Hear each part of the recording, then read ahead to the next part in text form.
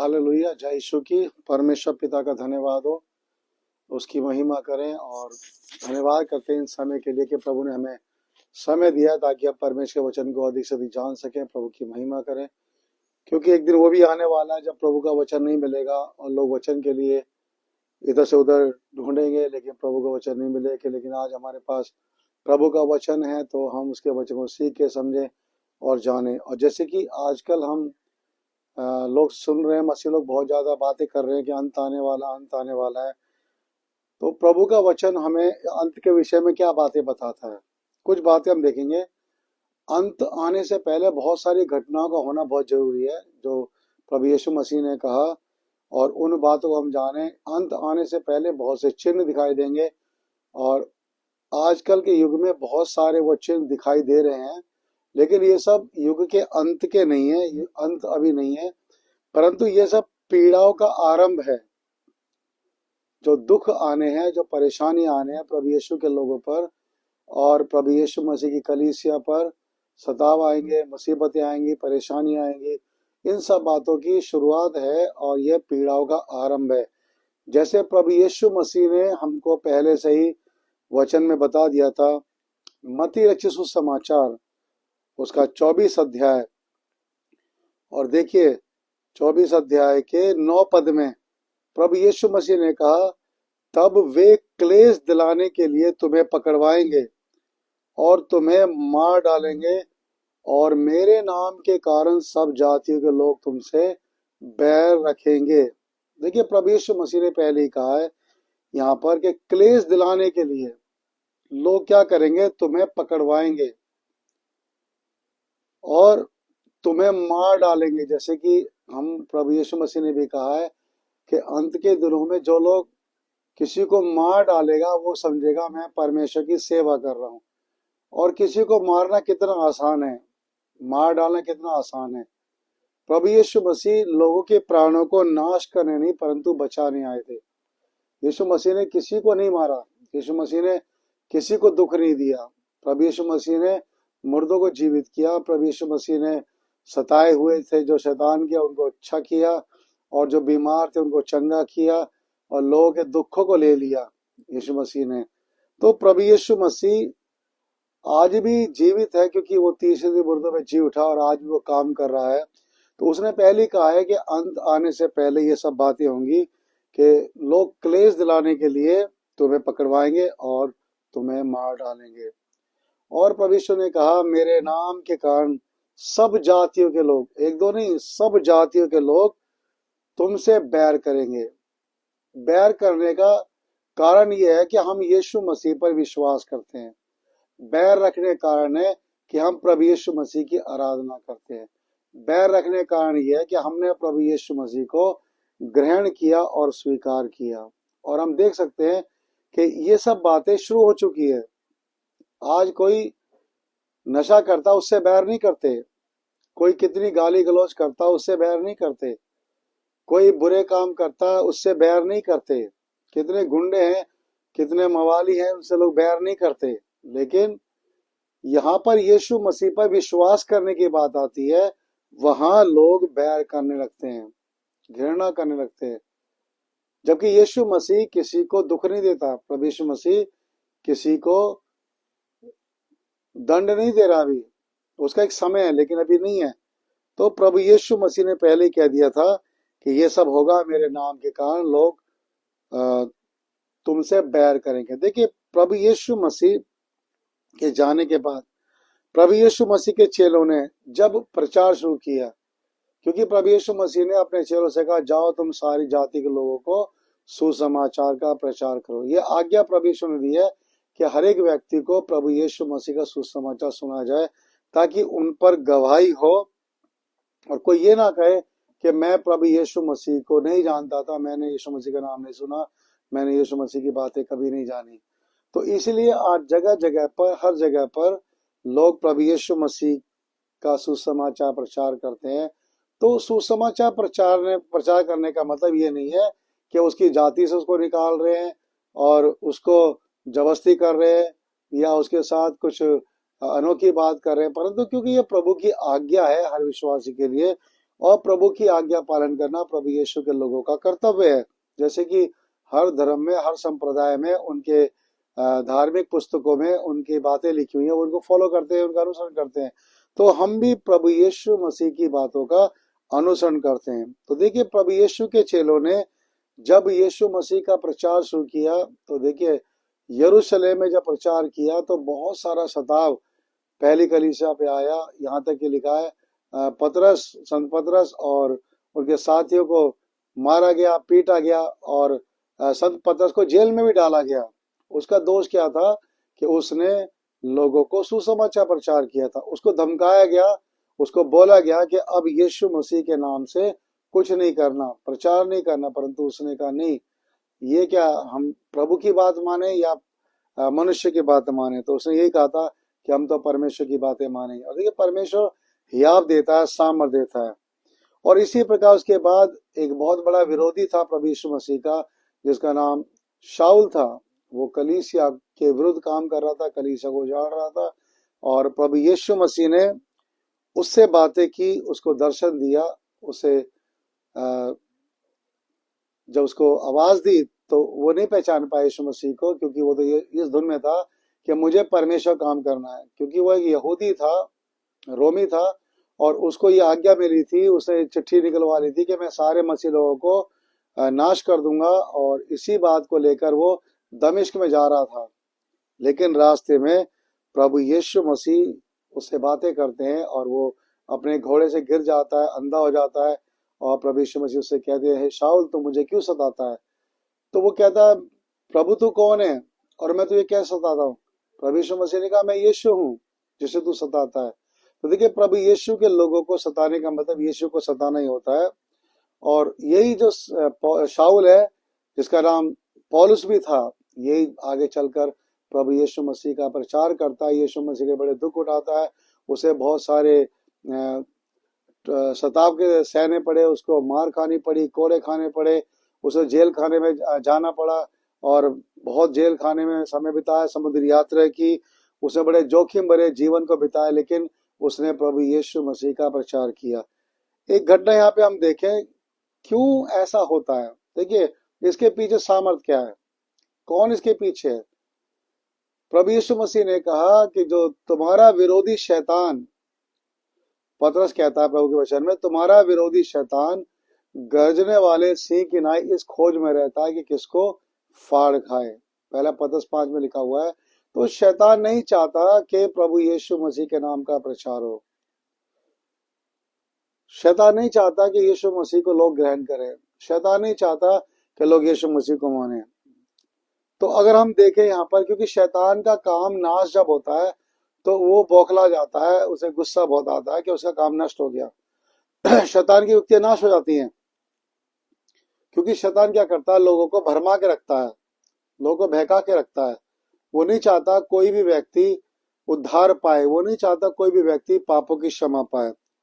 देखिए, यहाँ पर प्रेरित काम उसका 16 अध्याय और 16 पद से हम पढ़ेंगे।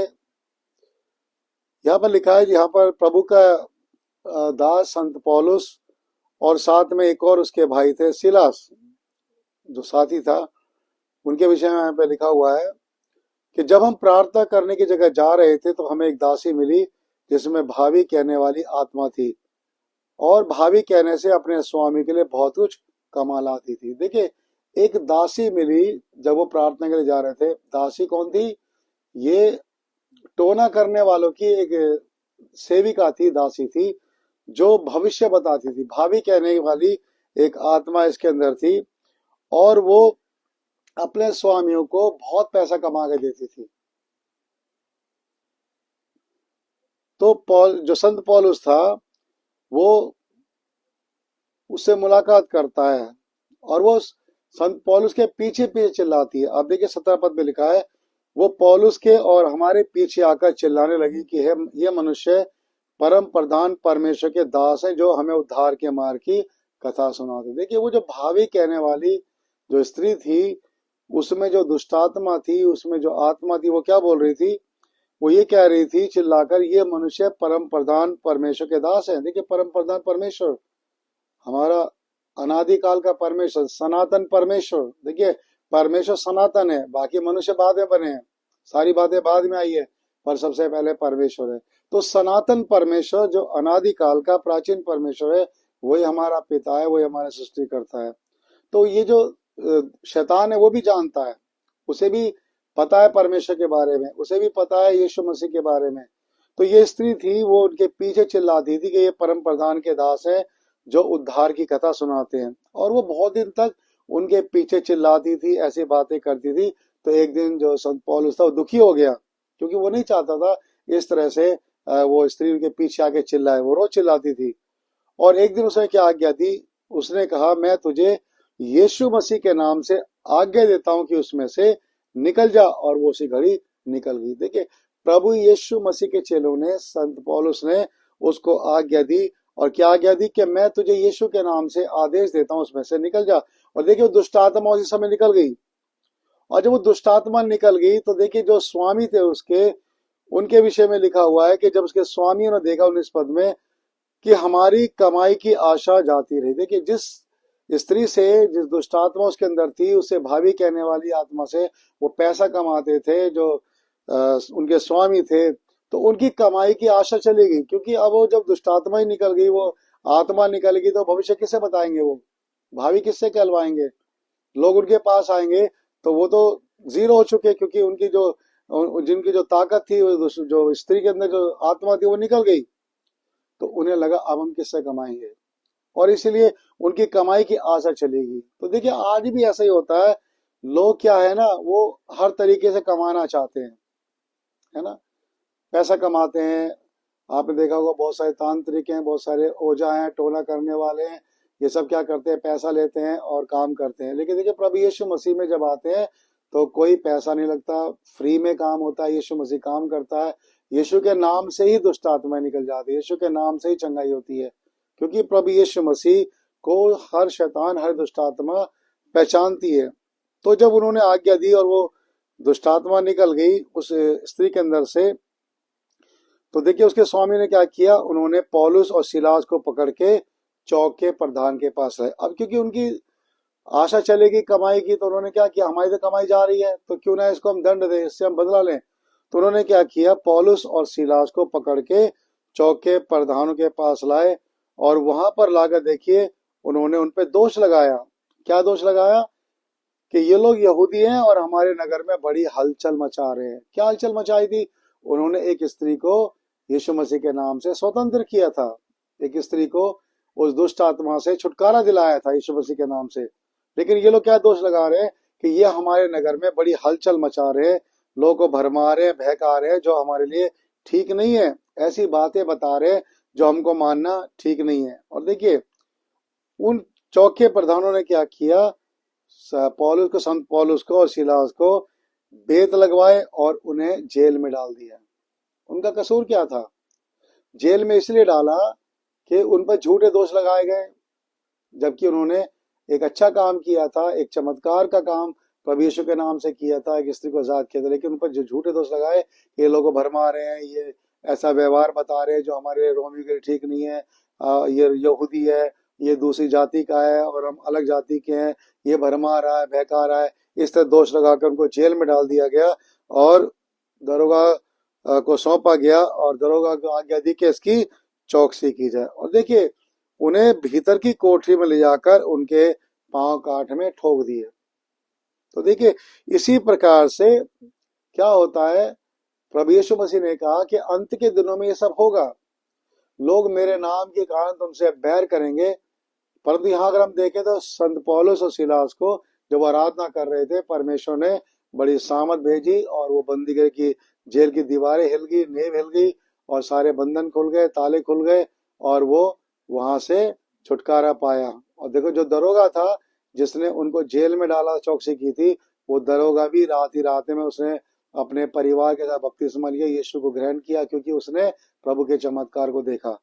परमेश्वर महान काम करने वाला है, परमेश्वर अद्भुत काम करता है। लेकिन प्रभु यीशु मसीह जो बातें कही है अंत के दिनों में, कि लोग एक दूसरे को पकड़वाएंगे, मेरे नाम के कारण तुमसे बैर रखेंगे, ये सब इसलिए होगा क्योंकि शैतान जो है ना, वो नहीं चाहता कि यीशु मसीह का नाम लोग जाने, परमेश्वर का काम लोग जाने, उद्धार की योजना लोग समझ जाए, क्योंकि शैतान की जो योजना है वो यही है कि लोगों को पाप में फंसा के, अधर्म में फंसा के, और उनको दुष्टात्मा के द्वारा बहका के, भरमा के, उनको इस दुनिया से किसी तरह से भी उनको फंसा के जाल में रखना और उन्हें उद्धार से वंचित रखना है। वो नहीं चाहता किसी का उद्धार हो, वो नहीं चाहता कोई सच्चे परमेश्वर को जाने। इसलिए शैतान क्या करता है, वो युक्तियां करता है, पूरे संसार को भरमाता है। मैं एक देश की बात नहीं कर रहा, पूरे विश्व की बात कर रहा हूँ। हर विश्व में, हर देश में, है ना, शैतान काम कर रहा है।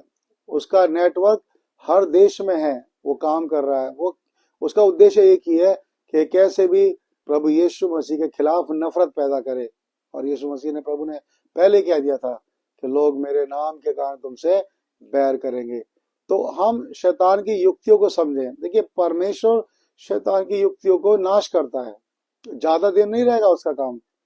वो युक्तियां निकालेगा, जाल डालेगा, फंसाएगा, लेकिन वो ज्यादा दिन चलने वाला नहीं है, क्योंकि परमेश्वर अपने लोगों को बचाना जानता है। परमेश्वर सामर्थी है।